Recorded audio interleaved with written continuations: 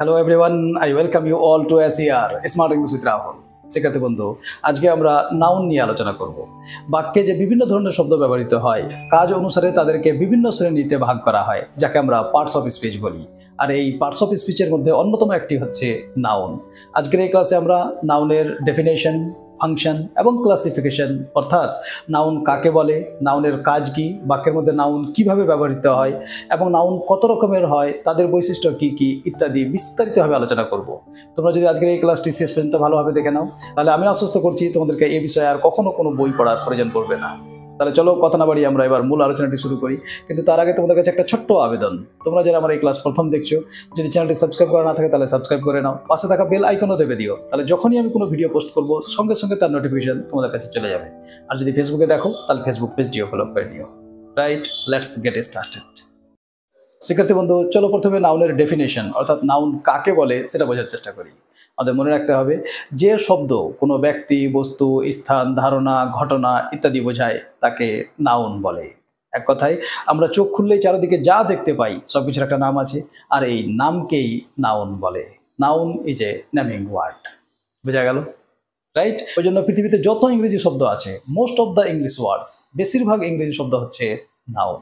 তাহলে আমরা কি জানতে পারলাম? যে নামকে নাউন বলে। চলো চলো এবার জেনে নিই ফাংশন অফ নাউন, অর্থাৎ বাক্যের মধ্যে নাউন কত রকমভাবে ব্যবহৃত হতে পারে। It is very very important. আমাদের জানা থাকতে হবে যে বাক্যে নাউন সাবজেক্ট হিসাবে ব্যবহৃত হতে পারে। যেমন Riya play tennis, Riya tennis খেলে। এখানে লক্ষ্য করো, রিয়া একটি নাউন, একজন ব্যক্তির নাম। রাইট। আর এটি এই প্লে ভার্বের সাবজেক্ট হিসাবে ব্যবহৃত হয়েছে, কর্তা হিসাবে ব্যবহৃত হয়েছে। বোঝা গেল? আচ্ছা, নাউন আবার অবজেক্ট হিসাবে ব্যবহৃত হয়। যেমন উই লার্ন ইংলিশ, আমরা ইংরেজি শিখি। ইংরেজি তো শিখছি আমরা, রাইট? তাহলে লার্ন মানে শেখা। আচ্ছা, কি শিখি? ইংলিশ। তাহলে ইংলিশ একটি নাউন, আর এটি লার্ন ভার্বের অবজেক্ট হিসাবে ব্যবহৃত হয়েছে। আবার নাউন প্রেপোজিশনেরও অবজেক্ট হিসাবে ব্যবহৃত হয়। যেমন হি লুকড অ্যাট রিয়া, সে রিয়ার দিকে তাকিয়েছিল।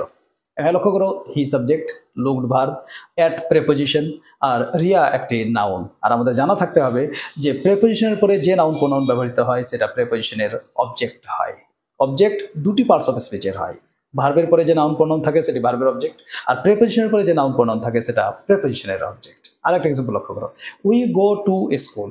এখানে we subject, go verb, to এটা প্রেপোজিশন, আর স্কুল এটা অবজেক্ট। কিন্তু কার? দেখো, প্রেপোজিশনের পরে আছে। আর আমরা কি জানলাম? ভার্বের পরে যে নাউন প্রোনাউন থাকবে সেটা ভার্বের অবজেক্ট, আর প্রেপোজিশনের পরে যে নাউন প্রোনাউন থাকবে সেটা প্রেপোজিশনের অবজেক্ট। তাহলে এখানে স্কুল নাউনটি টু প্রেপোজিশনের অবজেক্ট। বোঝা গেল? আচ্ছা, এবার প্রেপোজিশন আবার অ্যাপোজিশন হিসাবে ব্যবহৃত হয়। অ্যাপোজিশন জানা আছে তোমাদের? যখন দুটি নাউন পাশাপাশি বসে দ্বিতীয় নাউনটি প্রথম নাউন সম্পর্কে বর্ণনা দেয়, তখন সেই দ্বিতীয় নাউনটিকে প্রথম নাউনের অ্যাপোজিশন বলে। যেমন my friend Rahul is very honest. লক্ষ্য করো, মাই ফ্রেন্ড, এখানে ফ্রেন্ড এটা নাউন, আর ফ্রেন্ডের পরিচয় দেওয়ার জন্য তারপরে রাহুল শব্দটি বসেছে। রাহুল এটাও নাউন, কিন্তু এই রাহুল কার বর্ণনা দিচ্ছে? ফ্রেন্ডের। রাইট।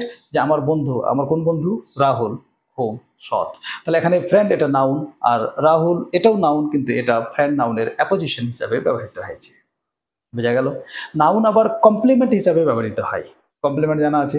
কোনো বাক্যের অর্থকে পূর্ণ করার জন্য বাক্যের শেষে যে অতিরিক্ত শব্দ ব্যবহার করা হয় তাকে কমপ্লিমেন্ট বলা হয়। এর আবার দু ধরনের হয়, সাবজেক্ট কমপ্লিমেন্ট এবং অবজেক্ট কমপ্লিমেন্ট। যেমন হি ইজ আ টিচার, সে হয় একজন শিক্ষক। এখানে টিচার এটা নাউন। আচ্ছা, এখানে টিচার কে? হি। রাইট। আচ্ছা, হি কি এই বাক্যের সাবজেক্ট? তাহলে এখানে এই যে টিচার, এটা সাবজেক্ট সম্পর্কে বর্ণনা দিচ্ছে, তাই টিচার হয়ে গেল সাবজেক্ট কমপ্লিমেন্ট। তাহলে আমাদের মনে রাখতে হবে, ভার্বের পরে যে শব্দগুলি ব্যবহৃত হয় ওর যদি সাবজেক্ট সম্পর্কেই বর্ণনা দেয় তাহলে তাকে সাবজেক্ট কমপ্লিমেন্ট বলে। রাইট। যেমন হি ইজ অনেস্ট, এখানে অনেস্ট এটা কি? অ্যাডজেক্টিভ। আচ্ছা, এবার এই অনেস্টটা কে? হি। তাহলে এখানে অনেস্ট শব্দটিও হচ্ছে সাবজেক্ট কমপ্লিমেন্ট, কারণ সাবজেক্ট সম্পর্কে বর্ণনা দিচ্ছে। বোঝা গেল? বাকি আমরা বিস্তারিত কমপ্লিমেন্ট নিয়ে একটি আলাদা ভিডিও বানাবো, ওখানে আলোচনা করবো। আচ্ছা, আবার অবজেক্ট কমপ্লিমেন্টও হতে পারে। যেমন উই মেড হিম ক্যাপ্টেন, আমরা তাকে ক্যাপ্টেন বানিয়েছিলাম। লক্ষ্য করো, আমরা যদি এই বাক্য থেকে ক্যাপ্টেন বাদ দিয়ে দিই, শুধু বলি উই মেড হিম, তাহলে বাক্যটার অর্থ কী হবে? আমরা তাকে বানিয়েছিলাম। কিন্তু প্রশ্ন থেকেই যাচ্ছে কি বানিয়েছিলাম, ওই জন্য এখানে ক্যাপ্টেন শব্দটাকে অতিরিক্ত ব্যবহার করা হয়েছে। তাহলে ক্যাপ্টেন এটা নাউন, আর এটি বাক্যের অর্থকে পূর্ণ করার জন্য ব্যবহৃত হয়েছে, ওই জন্য এটি কমপ্লিমেন্ট। আচ্ছা, ক্যাপ্টেন কে? উই না হি? হিম। রাইট। তাকে ক্যাপ্টেন বানিয়েছিলাম, অর্থাৎ এখানে অবজেক্ট সম্পর্কে বর্ণনা দিচ্ছি, তাই এটি অবজেক্ট কমপ্লিমেন্ট। তাহলে সাবজেক্ট কমপ্লিমেন্ট আর অবজেক্ট কমপ্লিমেন্ট মনে থাকবে।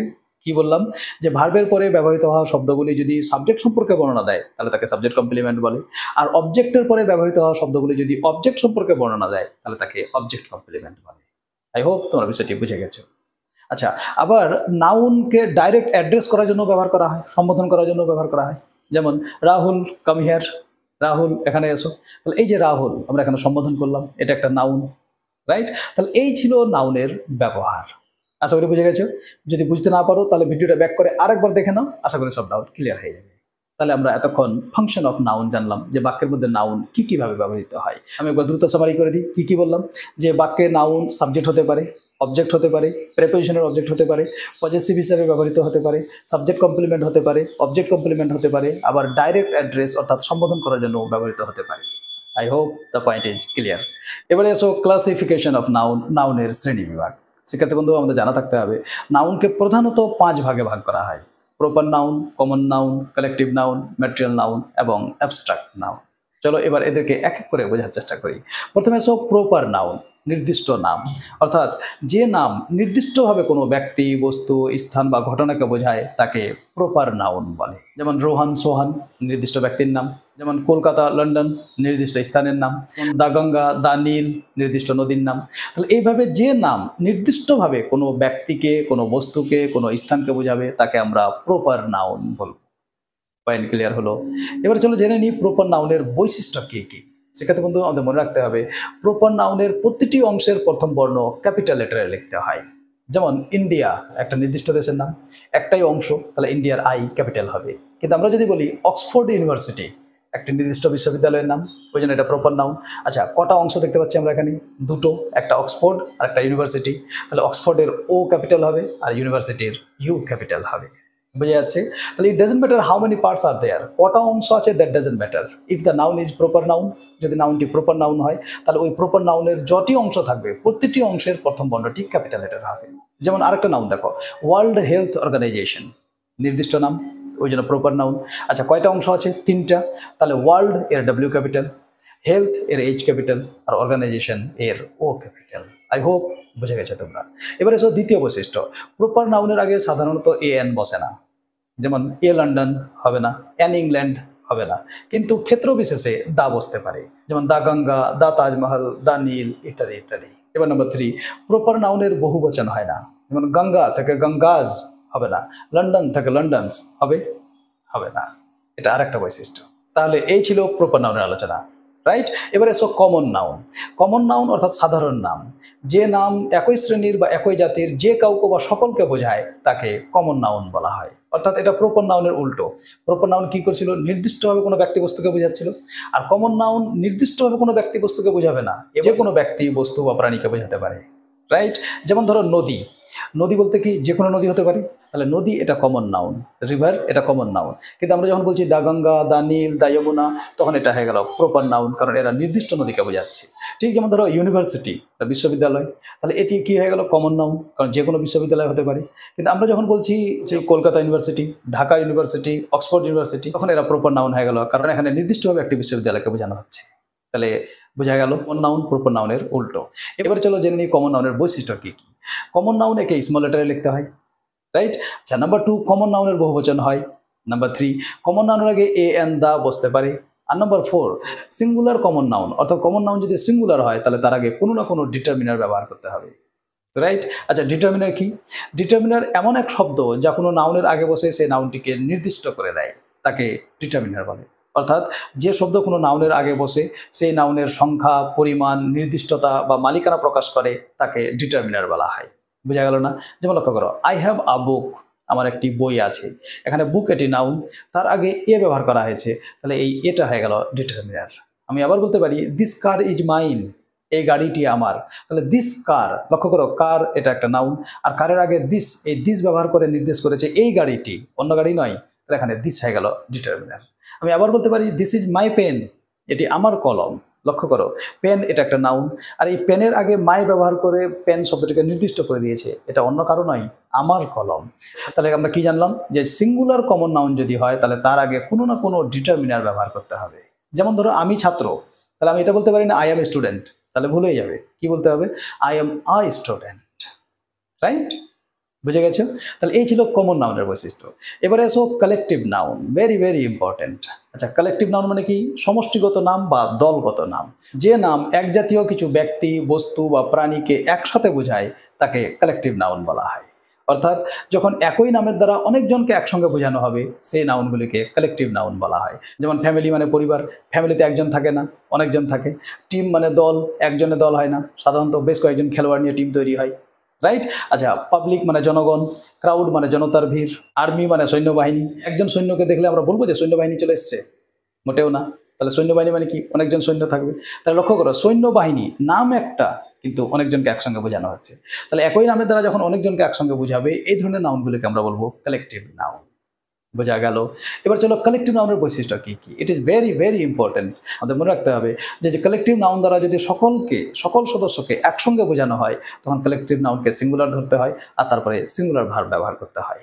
যেমন দ্য টিম ইজ ইউনাইটেড, দলটি একতাবদ্ধ। এখানে টিম বলতে টিমের সকল সদস্যকে একসঙ্গে বোঝানো হয়েছে, ওই জন্য লক্ষ্য করো তারপরে ইজ সিঙ্গুলার ভার্ব ব্যবহার করা হয়েছে।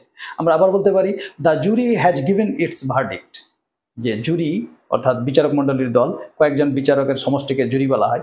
তাহলে এই যে the jury has given its verdict, jury তার রায় প্রদান করেছে। জুরি বলতে সকল বিচারককে একসঙ্গে ধরা হয়েছে, ওই জন্য এটি সিঙ্গুলার। লক্ষ্য করো তারপরে সিঙ্গুলার ভার্ব হ্যাজ ব্যবহার করা হয়েছে। কিন্তু এই কালেকটিভ নাউন দ্বারা যদি সকলকে আলাদা আলাদাভাবে পৃথক পৃথকভাবে বোঝায়, তখন এদেরকে প্লুরাল ধরতে হয় আর তারপরে প্লুরাল ভার্ব ব্যবহার করতে হয়। যেমন the team are wearing their own jerseys, টিমের সদস্যরা সকলেই নিজ নিজ জার্সি পরেছে। দেখো, টিম বলতে টিমের সকল সদস্যকে আলাদা আলাদাভাবে বোঝানো হয়েছে, ওই জন্য এখানে টিমকে প্লুরাল ধরা হয়েছে আর তারপরে আর প্লুরাল ভার্ব ব্যবহার করা হয়েছে। আমরা আবার বলতে পারি jury were divided in their opinions, jury তাদের মতামতে বিভক্ত ছিল। তাহলে এখানে লক্ষ্য করো, বিভক্ত ছিল মানে কি? একমত নয়, তাহলে একসঙ্গে বোঝানো হয়নি। তাহলে এখানে জুরি প্লুরাল, ওই জন্য তারপরে ওয়ার প্লুরাল ভার্ব ব্যবহার করা হয়েছে। I hope the point is clear. বুঝে গেছো? এটা কিন্তু কম্পিটিটিভ এক্সাম, চাকরির পরীক্ষার জন্য খুবই খুবই ইম্পর্টেন্ট। কালেকটিভ নাউনের আরেকটি গুরুত্বপূর্ণ বৈশিষ্ট্য হচ্ছে যে কালেকটিভ নাউন হচ্ছে নিউটার জেন্ডার। আর আমাদের জানা থাকতে হবে যে নিউটার জেন্ডারের পরিবর্তে সিঙ্গুলারে ইট আর প্লুরালে দিয়ে ব্যবহার করতে হয়। যেমন আমরা একটু আগেই দেখলাম the jury has given its verdict. লক্ষ্য করো ইটস, এই ইট শব্দটি কার পরিবর্তে ব্যবহার করতে হয়েছে? জুরির পরিবর্তে। জুরি এখানে সিঙ্গুলার, ওই জন্য ওর পরিবর্তে ইট ব্যবহার করা হয়েছে। দেখো, হিজ বা হার ব্যবহার করা হয়নি, রাইট? কারণ ছেলে হলে হিজ হতো, স্ত্রীলিঙ্গ হলে হার হতো, কিন্তু এখানে ইট ব্যবহার করা হয়েছে। আর আমরা ইতিমধ্যেই জানলাম যে নিউটার জেন্ডারের পরিবর্তে সিঙ্গুলার ইট আর প্লুরালে দিয়ে ব্যবহার করতে হয়। আমরা আবার বলতে পারি the team are proud of their captain, টিমের সদস্যরা তাদের ক্যাপ্টেনকে নিয়ে গর্বিত। এখানে টিমকে প্লুরাল ধরা হয়েছে, ওই জন্য তার পরিবর্তে এখানে দেয়ার ব্যবহার করা হয়েছে। আই হোপ এই পয়েন্টটিও তোমাদের কাছে ক্লিয়ার হয়ে গেছে। তাহলে এই ছিল কালেকটিভ নাউন। এবারে এসো ম্যাটেরিয়াল নাউন, অর্থাৎ পদার্থবাচক নাম। কোনো বস্তু যে পদার্থ দ্বারা গঠিত হয় সেই পদার্থের নামকে ম্যাটেরিয়াল নাউন বলে। অর্থাৎ যে নাম কোনো ধাতু, পদার্থ বা কাঁচামালের ধারণা প্রকাশ করে তাকে আমরা ম্যাটেরিয়াল নাউন বলবো। যেমন ধরো চেয়ার, এটি কমন নাউন, রাইট? কিন্তু চেয়ার কি থেকে তৈরি হয়েছে? কাঠ থেকে, তাহলে এই কাঠ হচ্ছে ম্যাটেরিয়াল নাউন। যেমন রিং মানে আংটি, এটি কমন নাউন, কিন্তু রিং কি থেকে তৈরি হয়েছে? সোনা থেকে, তাহলে এই সোনা হচ্ছে ম্যাটেরিয়াল নাউন। তাহলে আমরা কি জানলাম? যে কোনো বস্তু যে পদার্থ দ্বারা গঠিত হয় সেই পদার্থের নামকে ম্যাটেরিয়াল নাউন বলে। যেমন gold, silver, iron, water, air, oil ইত্যাদি ইত্যাদি, রাইট? এবার চলো ম্যাটেরিয়াল নাউনের বৈশিষ্ট্য কি কি জেনে নিই। আমাদের মনে রাখতে হবে ম্যাটেরিয়াল নাউন সাধারণত আনকাউন্টেবল হয়, অর্থাৎ এদেরকে গোনা যায় না, তাই এদের বহুবচন হয় না, রাইট? ওয়াটার, যদিও মোর দ্যান 70% জল, কিন্তু তা সত্ত্বেও আমরা ওয়াটার্স বলতে পারবো না, ওয়াটার বলতে হবে, রাইট? তোমার কাছে যতটাই সোনা থাকুক না কেন, গোল্ড হবে, গোল্ডস বলা যাবে না, রাইট? আচ্ছা, নাম্বার 2, আমাদের মনে রাখতে হবে যে ম্যাটেরিয়াল নাউনের আগে কোনো আর্টিকেল বসে না, এ এন দি বসে না, তবে নির্দিষ্ট করে বোঝালে দা বসতে পারে। বোঝা গেল না? উদাহরণ লক্ষ্য করো, ধরো gold is a precious metal, সোনা একটি মূল্যবান ধাতু। এখানে গোল্ড বলতে সাধারণভাবে সোনাকে বোঝানো হয়েছে, ওই জন্য এখানে গোল্ডের আগে কোনো আর্টিকেল বসেনি। আমরা যদি বলি the gold is a precious metal, তাহলে বাক্যটি ভুল হয়ে যাবে। কিন্তু আমি বলতে পারি the gold of your ring is bright, তোমার আংটির সোনাটা উজ্জ্বল। এখানে আমি নির্দিষ্ট করে তোমার আংটির সোনাটাকে বুঝিয়েছি, ওই জন্য লক্ষ্য করো গোল্ডের আগে দা ব্যবহার করা হয়েছে। এখানে যদি গোল্ডের আগে দা ব্যবহার না করা হয় তাহলে আবার ভুল হয়ে যাবে। তাহলে বোঝা গেল কি বললাম? ম্যাটেরিয়াল নাউনের আগে এ এন দি বসে না, তবে নির্দিষ্ট করে বোঝালে দা বসতে পারে।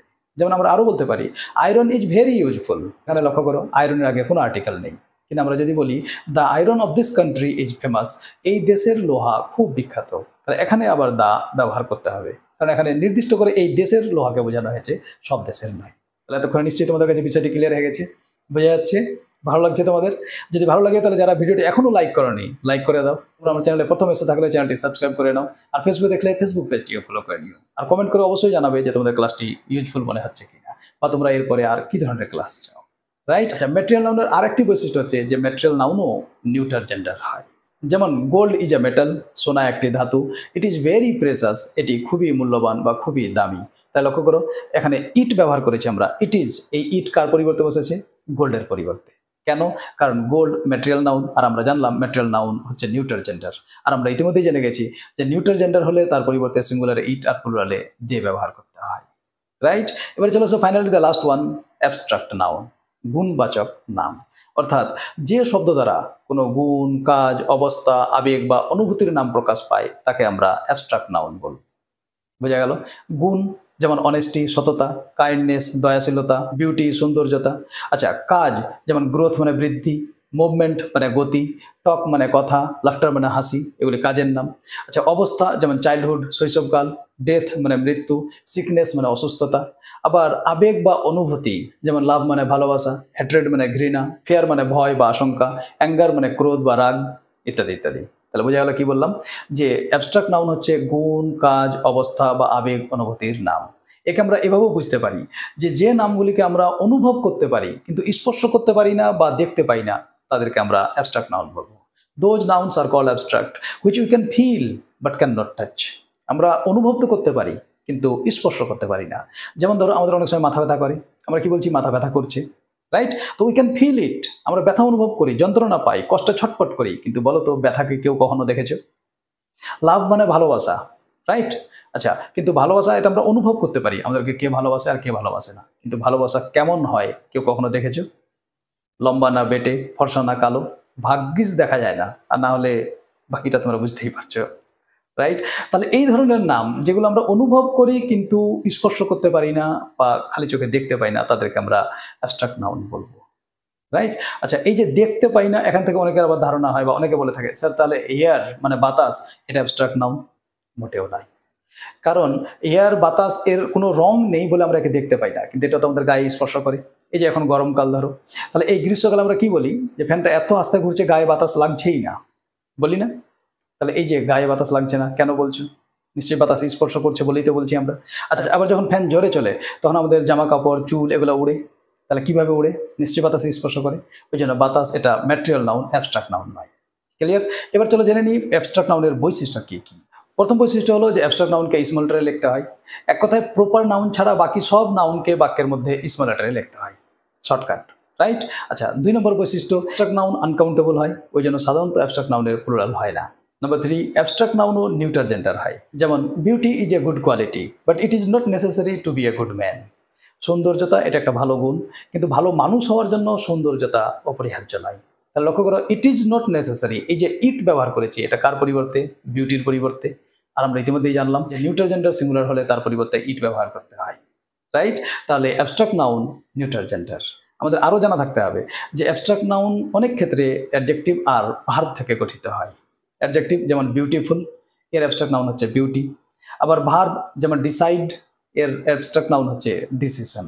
তাহলে অ্যাবস্ট্রাক্ট নাউন অনেক ক্ষেত্রে অ্যাডজেক্টিভ আর ভার্ব থেকে গঠিত হয়।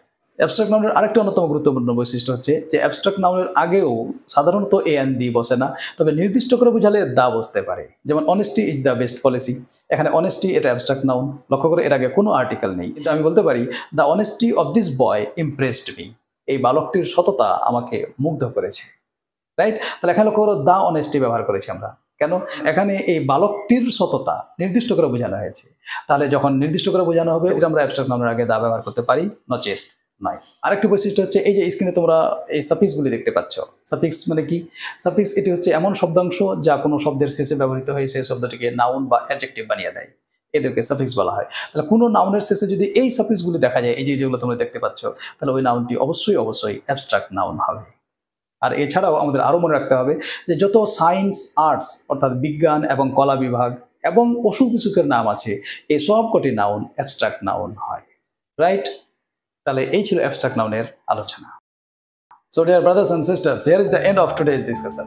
আশা করি নাউন সম্পর্কে তোমাদের ধারণা পরিষ্কার হয়ে গেছে। আজকের এই ক্লাসে আমরা নাউনের ডেফিনেশন, নাউনের ফাংশন এবং নাউনের ক্লাসিফিকেশন নিয়ে আলোচনা করলাম, রাইট? আচ্ছা, নাউনকে আবার আরো দুভাগে ভাগ করা যায়, কাউন্টেবল এবং আনকাউন্টেবল।